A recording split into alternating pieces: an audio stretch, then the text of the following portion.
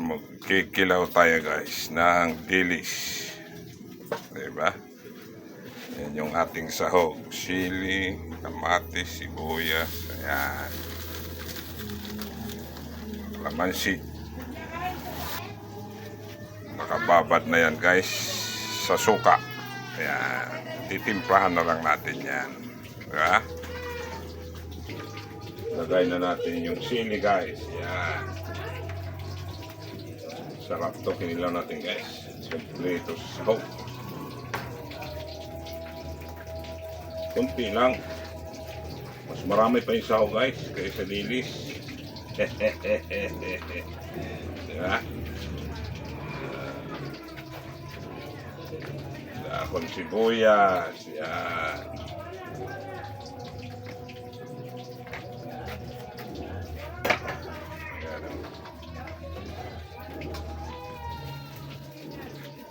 Gawin natin yung kalamansi.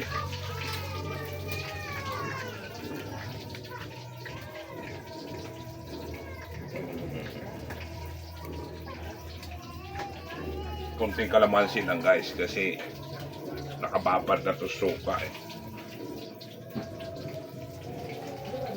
Baka hindi na makain pag damihan po natin ng kalamansi. Baka umasim ng todo, di ba?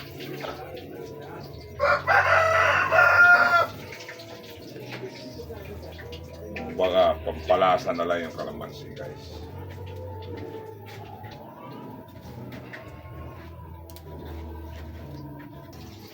Yan na yung ating kinilaw mga guys. I-rumble-rumble na natin guys. Oh, wow. Yan ang magdadala ng sarap yan guys, yung kamay ko. Diba?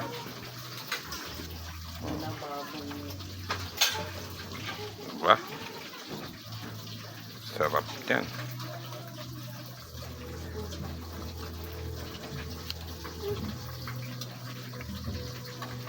Wow, wow. Yan na yung ating kinilaw. Sarap yan guys. Tikman natin kung sakto sa timpla.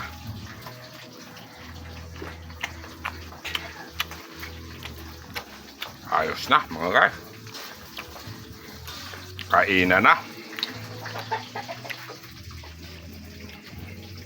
Bye-bye.